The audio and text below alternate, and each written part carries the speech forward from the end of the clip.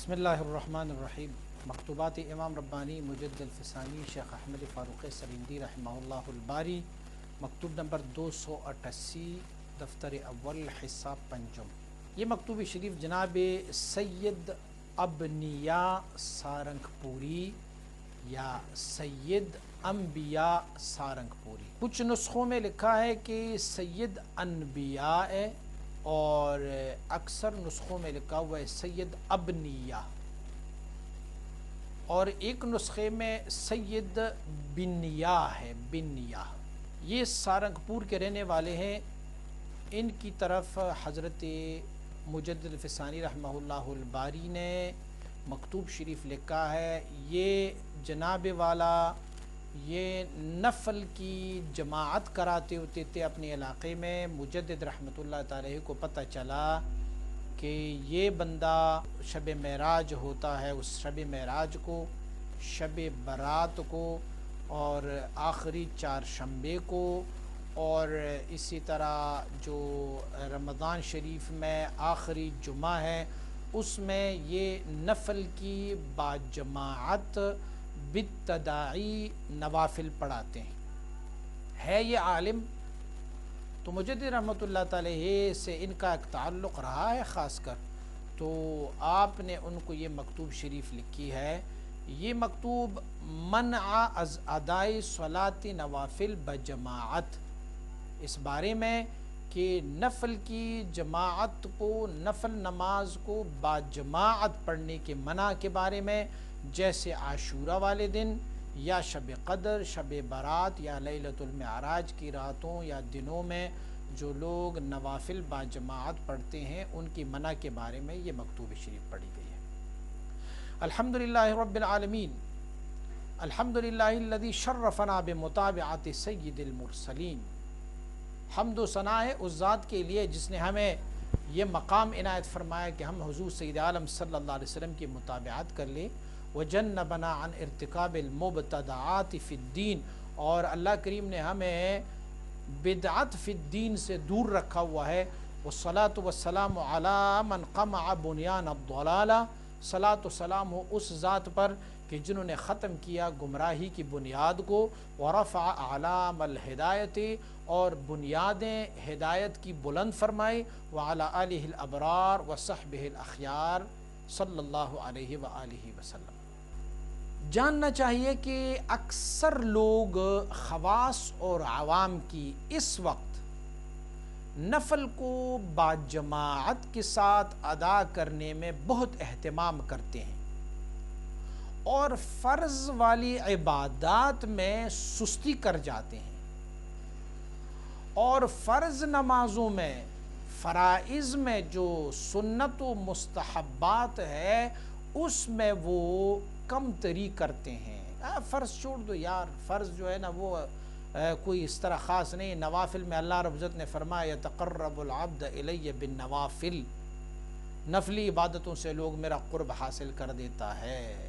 تو یہ زمانہ ایسے ہوا کہ لوگ نفلوں میں بڑا چرچے سے کرتے ہیں، اور فرائض جو ہے اس میں سستیاں کر لیتے ہیں۔ پھر اگر فرض پڑھ بھی لیتے ہیں تو فرض کے اندر جو سنت ہے، فرض کے اندر جو واجبات ہے، فرائض کے اندر جو مستحبات ہے، اس میں وہ کمی بیشی کرتے ہیں، بڑی سستی کے ساتھ، بڑی تساہل کے ساتھ صرف فرض کو ادا کر لیتے ہیں، اور اس میں بھی سنن و واجبات و مستحبات کا خیال نہیں رکھتے۔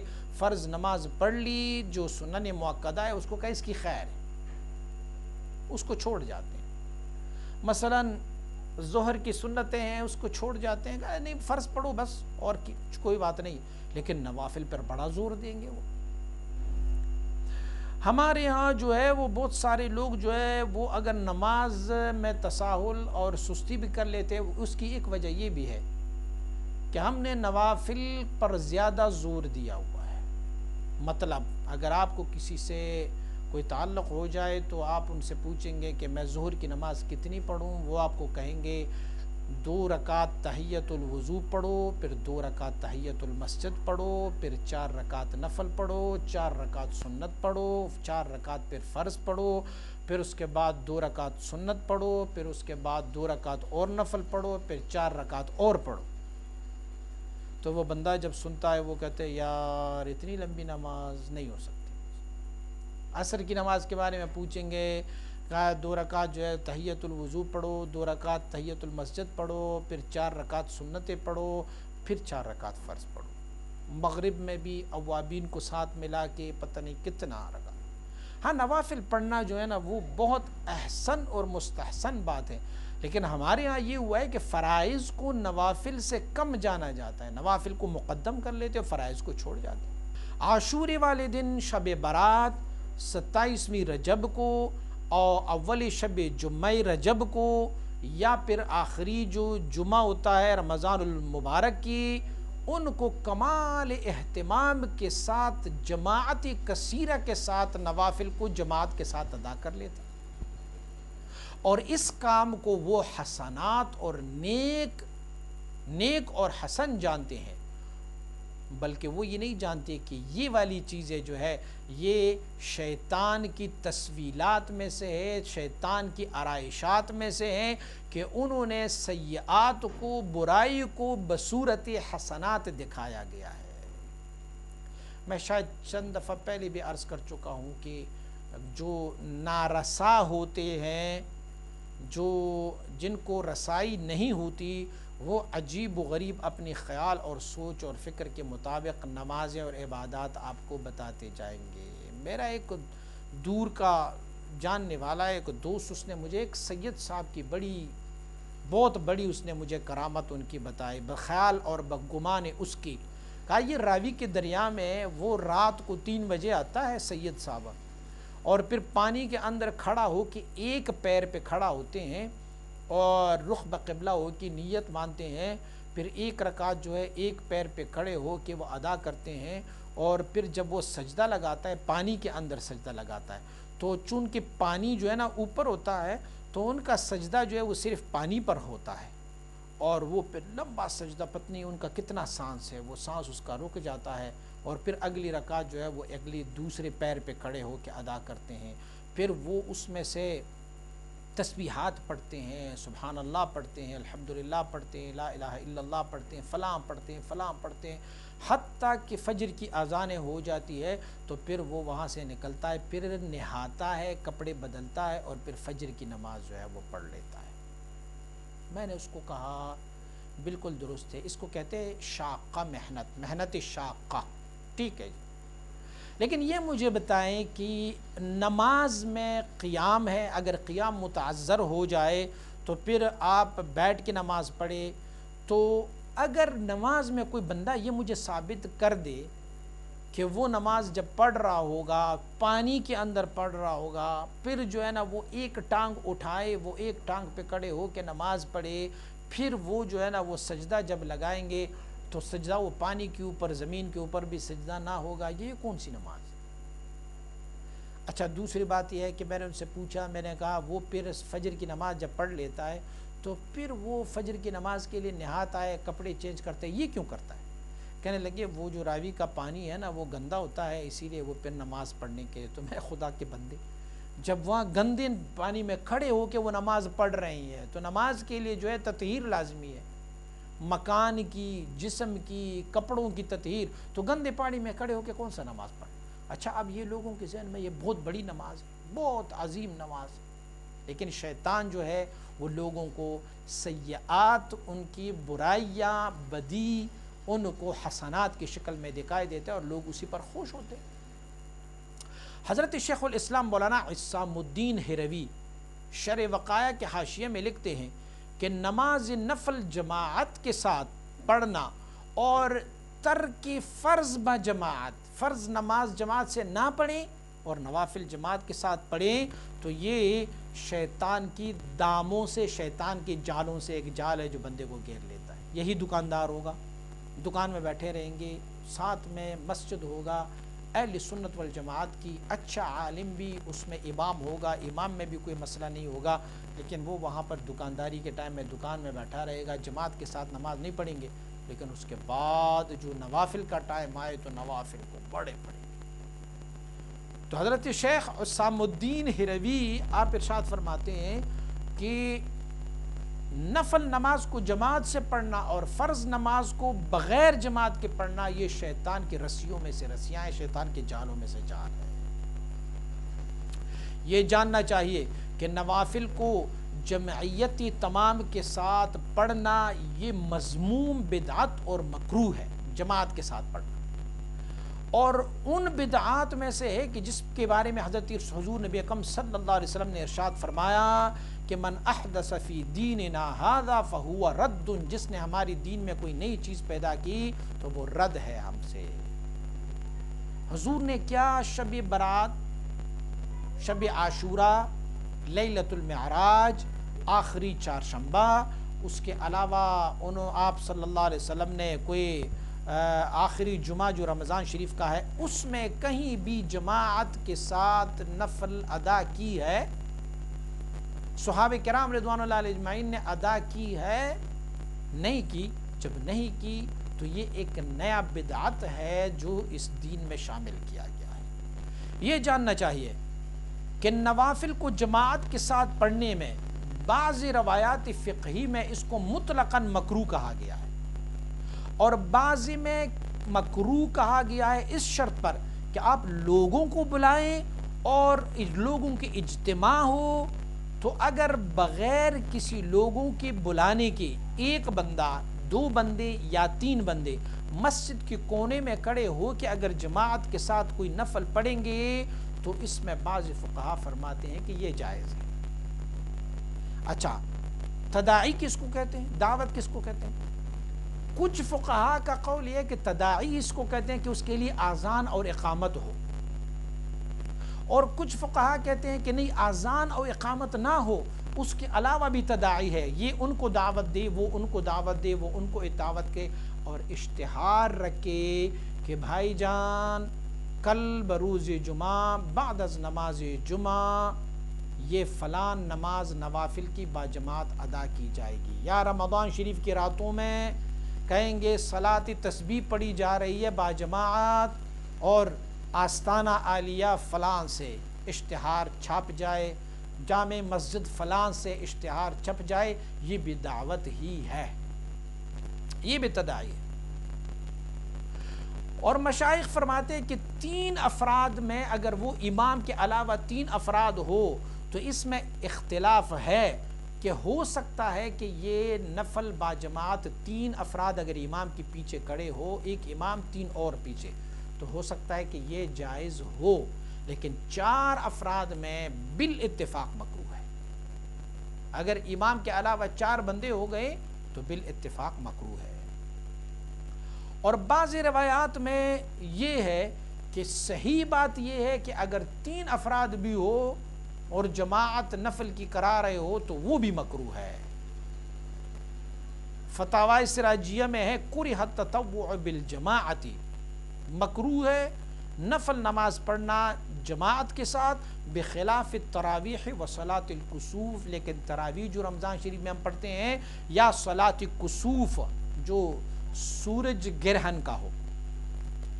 اور فتاوی غیاثیہ میں قال الشیخ امام السرخسی رحمہ اللہ التطوع بجماعت خارج رمضان انما یکرہ اذا کان علی سبیل التداعی، آپ فرماتے ہیں کہ نفل نماز جماعت کے ساتھ بغیر رمضان شریف کے یہ مکروہ ہے اگر یہ بسبیل التداعی ہو، لوگوں کو دعوت دی جائے، آؤ جی نماز پڑھو۔ اما اذا اقتدى واحد او اثنان لا یکرہ، اگر ایک بندہ ایک امام کے پیچھے کھڑے ہو جائے، تداعی نہ ہو، لوگوں کو دعوت نہ دے، اور یا 2 بندے امام کے پیچھے کھڑے ہو جائے مسجد کی کسی کونے میں، لا یکرہ، اس میں کراہیت نہیں ہے۔ پھر وفی الثلاث، اور اگر 3 بندے ہو تو اختلاف، اس میں اختلاف ہے، کچھ فقہا فرماتے ہیں جائز ہے، کچھ کہتے ہیں ناجائز ہے۔ وفی الاربعہ، اور 4 بندے اگر ہو جائے تو یکرہ بلا خلاف، یہ تو مکروہ ہی مکروہ ہے جماعت۔ خلاصۃ الفتاوی نے لکھا ہوا ہے کہ التطوع بالجماعت، نفل نماز جماعت کے ساتھ اگر اعلی سبیل التداعی، اعلان کے ساتھ، دعوت دینے کے ساتھ ہو، یکرہ، یہ مکروہ ہے۔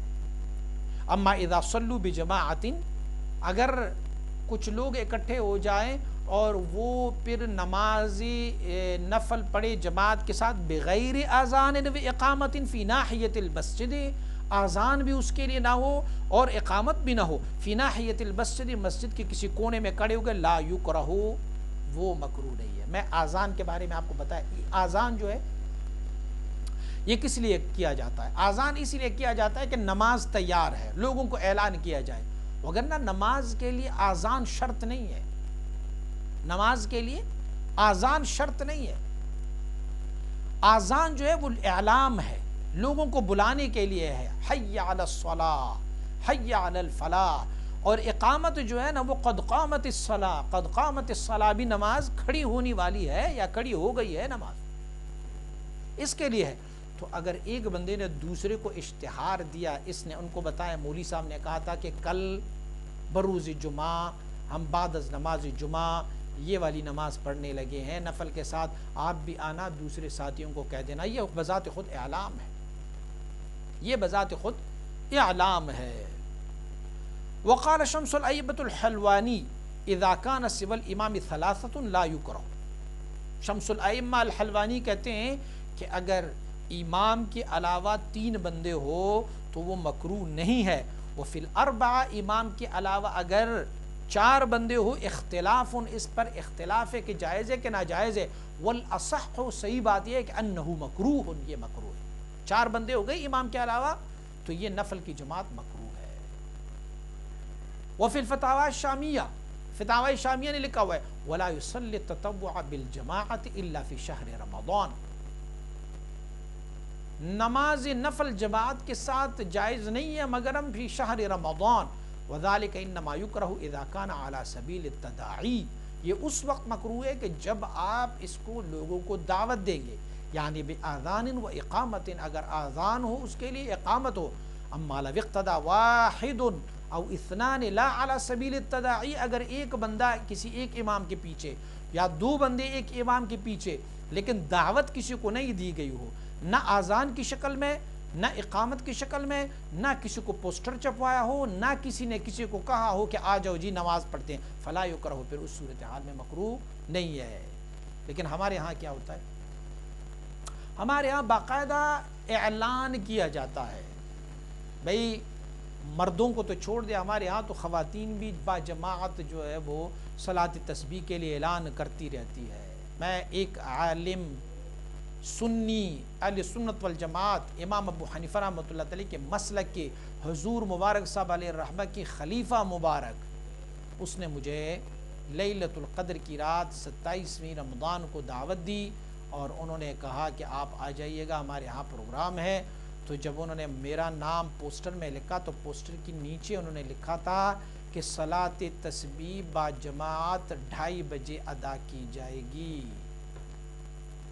میں نے اسے مجدد رحمۃ اللہ تعالی کے یہ مکتوب شریف اور کتابوں کے حوالے ان کو بھیجے، میں نے کہا میں اس محفل میں شریک نہیں ہو سکتا کہ جس میں نماز صلاۃ تسبیح کو با جماعت بالتداعی ادا کی جائے۔ انہوں نے مجھے کہا آپ اس میں شریک نہ ہو، صرف آئے محفل میں۔ میں نے کہا جب میں محفل میں آیا تو میں نے اس کو ایکسیپٹ کر لیا کہ یہ جائز ہے، تو میں وہاں نہیں گیا ان کے پاس۔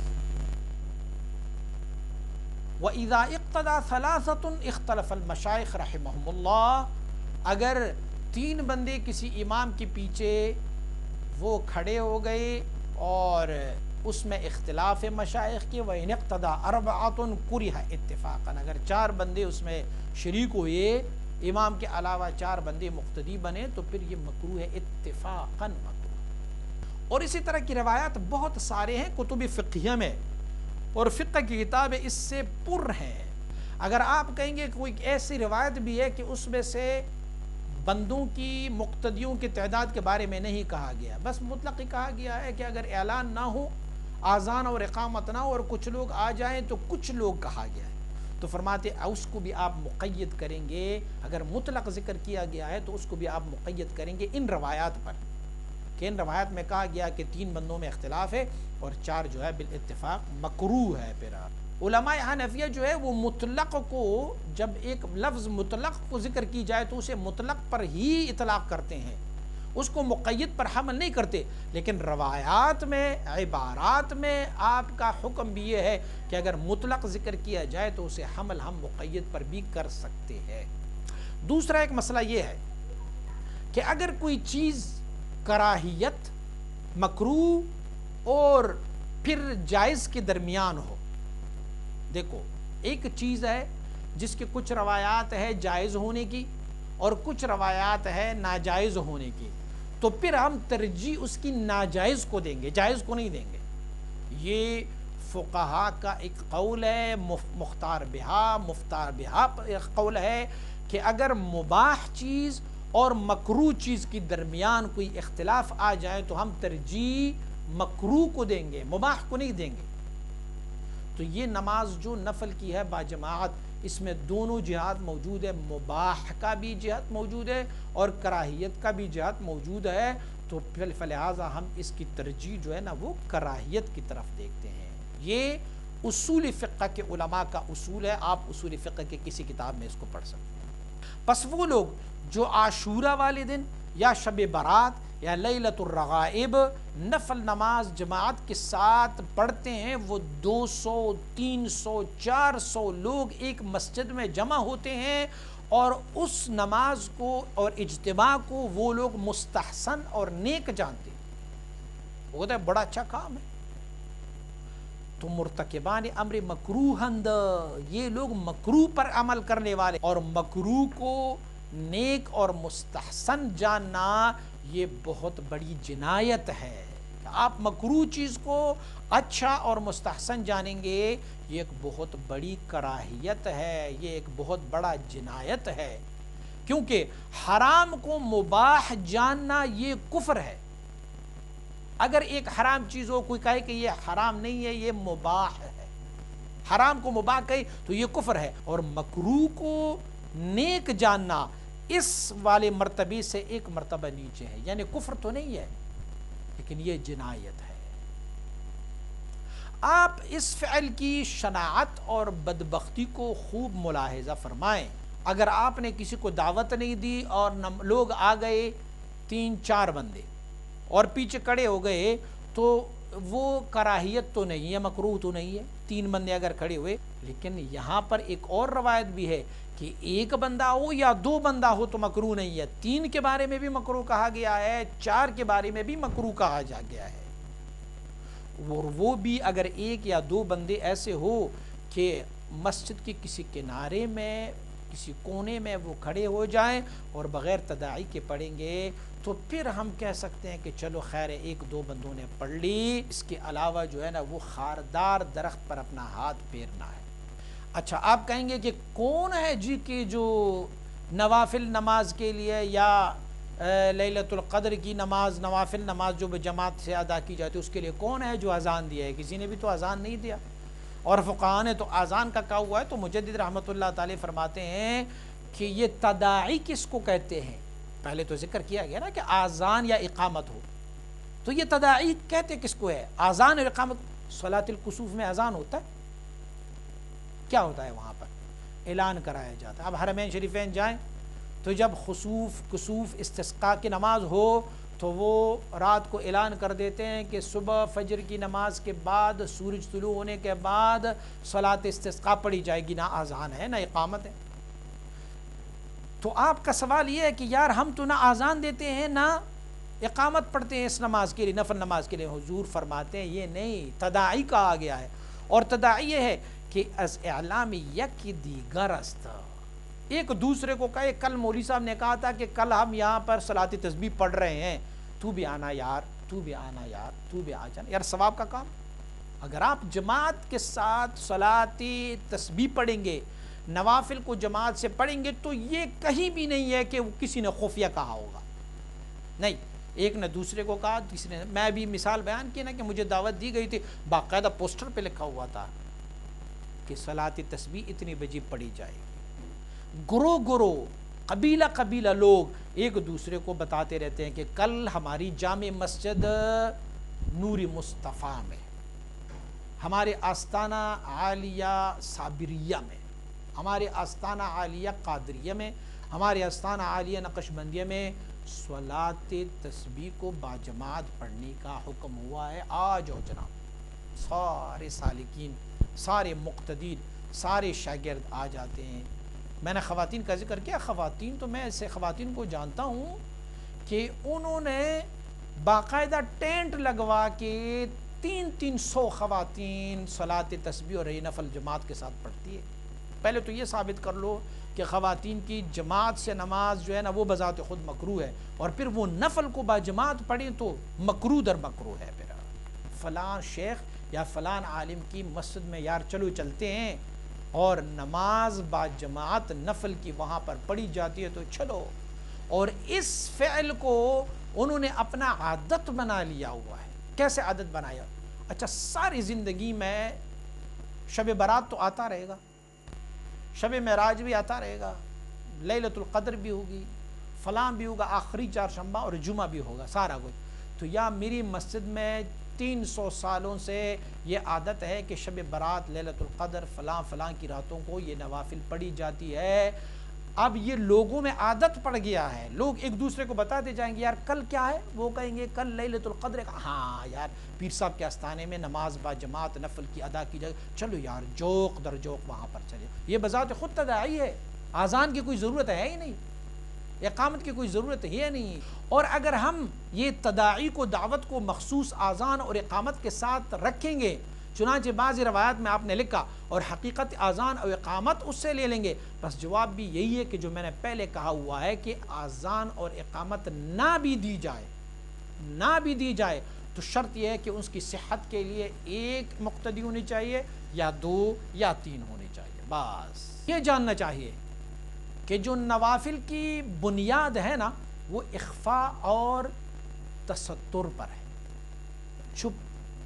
چھپ کے سے پڑھو، لوگوں سے الگ سے پڑھو نوافل، کیونکہ نوافل میں جو ہے بہت زیادہ ریا اور سمعت کا گمان، بندے کو ریا آ جاتی ہے، سمعت آ جاتی تو چھپ کے پڑھو اس کو. یہ نوافل میں ہے. اور جماعت جو ہے وہ جب آپ جماعت سے نفل پڑھیں گے تو یہ کام تو اس میں نہیں ہوگی.